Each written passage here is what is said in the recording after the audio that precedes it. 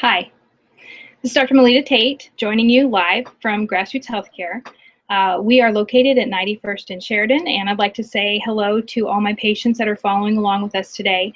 We're going to kick off a beginner course on getting our thyroids to function optimally, and we're going to talk about some of the minerals and nutrients that are important over the next several weeks and getting our thyroids to really function. Now, why is this important? It's important because the thyroid is one of the main organ systems or the main glands that help our metabolism. And many of us are having a sluggish metabolism. Sometimes we have inability to lose weight. We're fatigued or tired all the time. It's intricately linked with our adrenal glands and all of our neuroendocrine systems. So this includes our ability to store fat with the pancreatic gland. The adrenal glands are what secrete cortisol, which help us deal with stress and also make us more prone to gaining weight. Our sex hormones are also produced by the adrenal glands. And then, of course, we have our ovaries, testicles, things like this. There's several glands throughout our whole body, and they communicate with each other. And so the thyroid is a big player in our metabolism. So whether you have a healthy thyroid or if you have a thyroid that you've been diagnosed with Hashimoto's or an autoimmune condition of your thyroid and have to take thyroid medicine, this show is going to be helpful for you in a lot of ways to really rev up your metabolism from a thyroid perspective. So before we get started, though, I want to take a few moments to introduce any new guests that we may have. This is Grassroots Healthcare. I have my desk in front of me this time, so you guys can see behind me. You may see some of my staff members coming and going. I'll try to introduce them as they come in. This is the back office of Grassroots Healthcare. We're located at 91st and Sheridan, 6530 East 91st Street. Our office number is 918-878-7733. We take adults and pediatric patients. Some of our youngest patients come from the Special Delivery Birth Center here in Tulsa, Oklahoma, where one of the midwives delivers, and so we have lots of patients from there. We take patients who don't have any insurance. Our prices are discounted because we don't take insurance either. But we have lots of patients who do have insurance but have a high deductible, and we're able to get labs and tests ordered for them that are covered on their insurance a lot of times, but they just have such a high deductible, it's more cost effective and they get more for their money to come here. And we certainly give them the information that they need to submit to their insurance company. So, but we're mainly about not pushing insurance dollars around, but about treating our patients. And so that's what we're most interested in.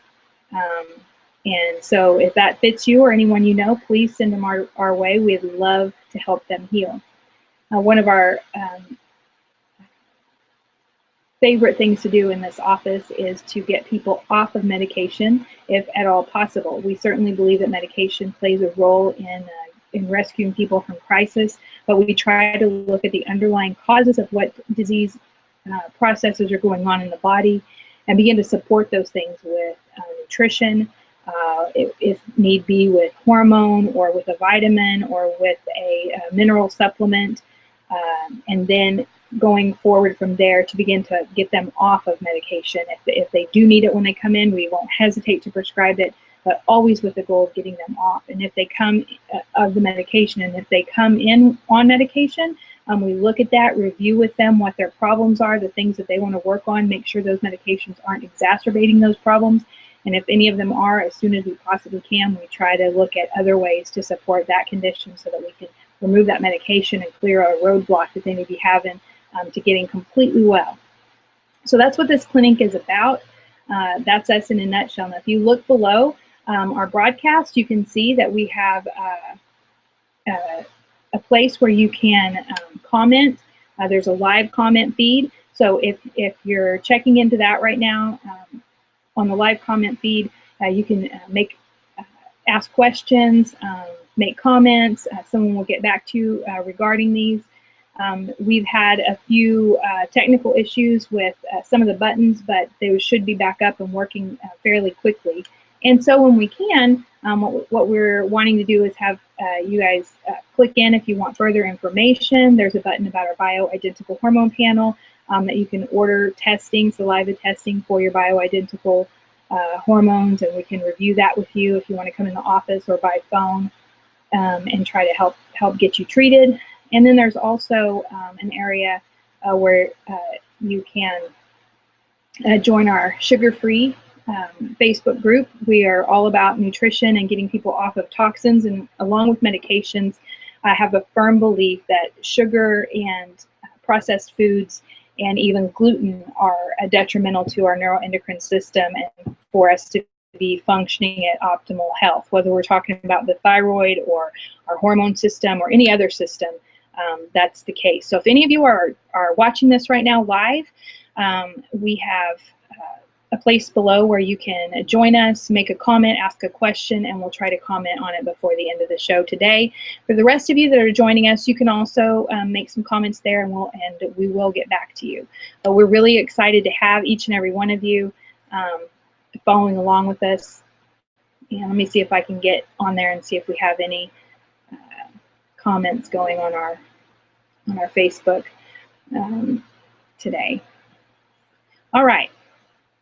So, trying to think if there's anything else that we need to do housekeeping-wise before we get started. It's been a pretty good week here. I've been out of the office some. I've been helping out one of my good friends over at Premier Family Care at 81st and Lewis.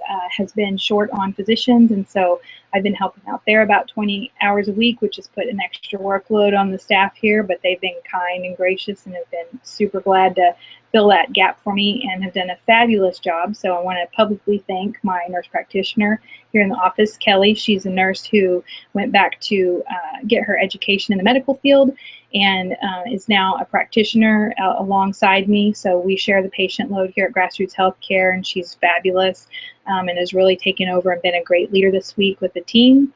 And then I want to thank also my medical assistants that we have. We have Andrea and we have Amy and Yomira, and then Mikey's in the back, so she's the voice that you hear whenever you call in or you have questions about your prescriptions or medication refills. And then Katie is our new addition to the front desk, very friendly and bubbly, and she'll make your appointments for you. So I want to thank each and every one of them for doing such a fabulous job here at the clinic this past week when I've been out. And that'll continue, so I may not be here as often as patients like, but they'll try to squeeze you in for a visit with me if you really need to see me. But Kelly is quite capable of handling anything that comes up over here as well. All right, so moving on to talk about, this is our beginning talk about the thyroid, and I've been told by multiple people that we need to have some visuals, so I really want to start to pull those kind of things together, maybe do some different things with lighting. So hopefully we'll see kind of a new and improved look in a couple weeks.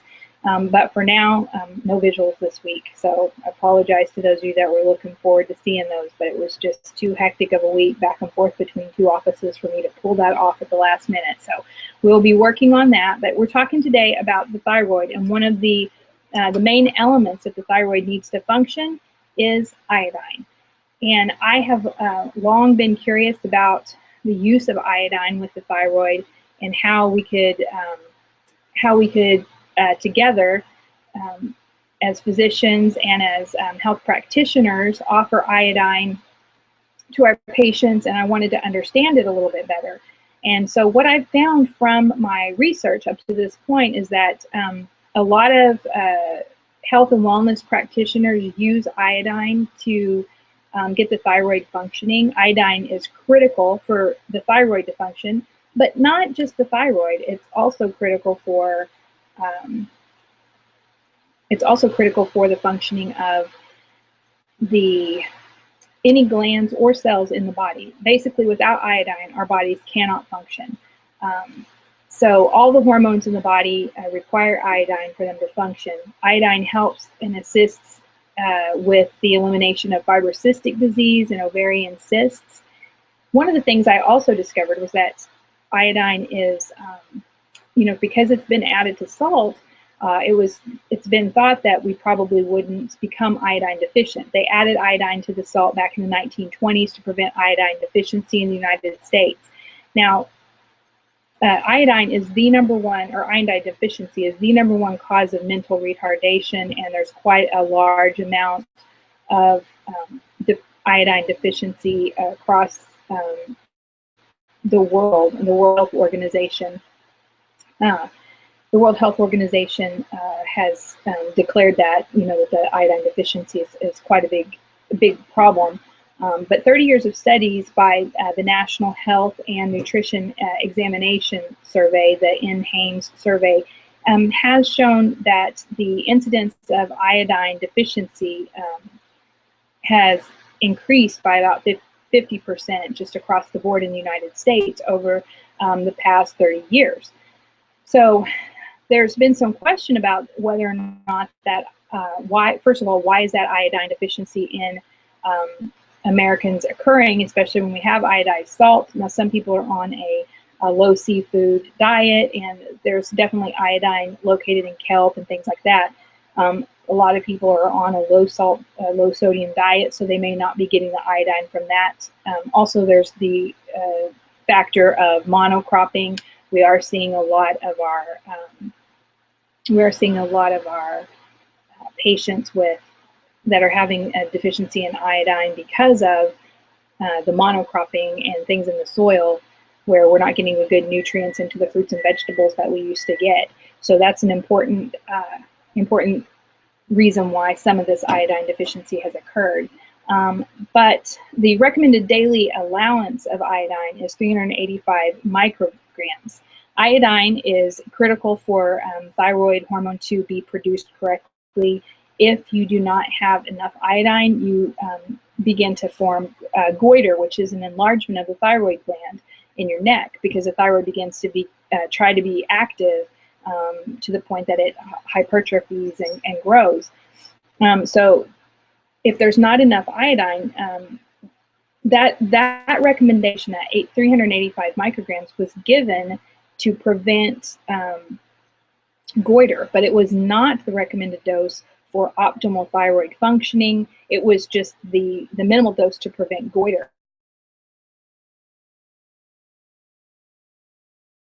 The endocrine immune system depends on iodine, and so these numbers were made just to prevent goiter, but they were not high enough to promote the optimal thyroid function.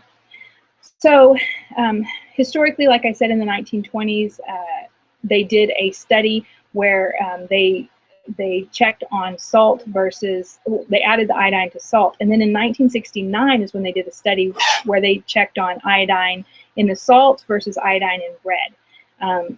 Up somewhere about, I think it was in the 1940s or 60s, somewhere along in there, I can't remember the year or the decade actually, they began to add iodine in the process of making bread. And it did something to the dough that helped with the bread making process. So what they found in this 1969 study was about 750 micrograms of iodine was added to salt and ingested through the iodized salt, and 750 micrograms of iodine was added to bread and absorbed through the bread. And when that happened, only about 1.7% was seen in the was held onto by the patient that was receiving it by salt, and 18.7% was held onto by the patients that in the bread group. And so we think that the iodized salt is about only 10% bioavailable, and it may not be as bioavailable as the iodine that was in bread. But interestingly enough, in 1960s was when they added the iodine to dough. And somewhere during that time, they began to use it to condition the dough. They were worried for some reason. There were some studies put out that made them concerned whether or not the iodine was going to get to be a problem, or people were going to get too much iodine in the United States. So what they found was, or what happened as a direct result of that, was that they put bromine. Bromine is a halide, much like fluoride and some of the other elements, and bromide is not necessary for any biologic function whatsoever, and has been linked in higher doses to other medical problems. But they put bromide instead of iodine in the bread making process, and it is toxic. And in addition, it competes with the receptors for iodine in our body and binds to the thyroid. And we've seen an increased incidence of Graves and Hashimoto's in the United States ever since. About 1 out of 10 women have a thyroid condition. It's more common in women than it is in men. But the question I have is why we added iodine to salt because we were worried about deficiency, and why we took it from bread because we were worried about it, a toxicity. And I don't see any studies that show that we were having an increased toxicity of iodine. And so these are questions that I have, and I know that iodine is necessary for the function of our thyroid gland. And so we're doing a study this week, and we're interested in seeing if any of you might be interested in doing it as well. The best way to measure your iodine level that we have at this point used to be just a spot urine test, but now what we do is load patients with 50 micrograms of iodine, or milligrams of iodine, and then we give them a urine test over the next 24 hours where they collect their urine and we send it in. The test ranges somewhere between $100 and $200 to get that test done to see if you're iodine deficient. And being a scientist like I am, I don't want to have a knee-jerk response and just put everybody on iodine and say, oh, they feel better, so it must be good for them. I really want to know, are they iodine deficient or are they not? And when we begin to supplement iodine in people who have thyroid disorder or in people who have normal thyroid and supplement them up where their iodine levels look to be in the optimal range, do they have a change in their thyroid function test? So we're interested in doing a small study of that's going to give us some data to where we can decide if we need to do a larger study to find that out. And there have been studies done already on it that have shown throughout the population that there is an increasing incidence of iodine deficiency, but I want to extrapolate that. I do find it interesting, though, that levothyroxine and some of the other thyroid medications have iodine in them, and they've been marketed to us to cure our thyroid disorder, and we have paid money for them, and they have iodine in them in quite good heavy dose. And I'm wondering how much of us just needed the iodine or if we really did need the thyroid hormone. And that's a question that I'm raising and inviting any of the practitioners out there to try to help me answer. It will not be offensive to me if you have a quick, easy answer for me. I'm just very interested in coming up with solutions for my patients and supporting them as best I can without chemicals and then using chemicals when necessary. So any of you watching, ask your doctors, see what you can find out from me. I'll be glad to hear your feedback. All right, so moving forward from this, when we check for a thyroid dysfunction, throughout the last 20 years or more, doctors have only checked for a TSH level. A TSH level is put out by it's called the thyroid-stimulating hormone, and it's put out when your thyroid isn't working by an area in your brain, and it stimulates the thyroid to go faster. So if your thyroid's not working, your TSH levels are high, and that usually means that you need thyroid supplement. It's kind of backwards, because if you think if the thyroid TSH levels are high, then your thyroid needs to be treated. So you need more thyroid if your TSH levels are high. And we've done a lot of TSH tests over the years to screen for thyroid disorder, and we're starting to find out now that what we want to do is check people's T3 levels. That's the free form of thyroid functioning in the body, and it's the active form. You can't have T3 without a conversion from T4, which is the inactive form of thyroid, and that's what levothyroxine and Synthroid are. So for many of you who are on those medications, that'll be interesting to you. If you're unable to convert the T4 to the T3, a lot of times that requires selenium. Selenium would be, I think it's a mineral. It might be anyway, selenium. You can get it over the counter, and it helps with the conversion. But the T4 is enough to suppress, a lot of times, to suppress your TSH. And so you can have a normal TSH and still be deficient in your thyroid. So that's Kelly back there passing through, and Mikey, I think. And so they're getting back to work, and I should too pretty quickly. I just wanted to invite you guys to think about adding iodine or doing a test for iodine. If you want to, message me and we'll get you the information to get the test done. And hopefully by the end of the day, I can have up a thyroid questionnaire for any of you who think your thyroid might be sluggish. We can certainly have you come in and do a TSH and a T3 free, or do a thyroid panel and check for antibodies. And I'd love to see us together as a whole move towards getting our thyroids functioning more healthy. So we're going to have more on the thyroid coming up in our next episode. Please ask questions so I can help guide which direction the topic goes next. And again, I'm thankful for all of you for joining us today to talk about iodine and how it helps the thyroid to function. And if you're interested, please message me either at my Grassroots or on our Facebook, or call us at the office. Many of you have my email number. My email is mtate@grassroots.tulsa.com, and you can message your questions there or here on the broadcast. And we'll be getting back with you in a couple weeks. So we'd love to hear your ideas. And let me make sure we don't have any ideas today that I need to be addressing before we go. Let's see. Not yet. So any of the rest of you that have questions or wants to come in and be our patient, we'd love to help you on your journey to health and wellness. We've told you kind of at the beginning of the episode, and you can go back and review it if you're just joining us, what we're about here at Grassroots Healthcare. Our office number is 918-878-7733. Call Katie and she'll get you booked in for an appointment, and we'd love to help you heal. Thank you.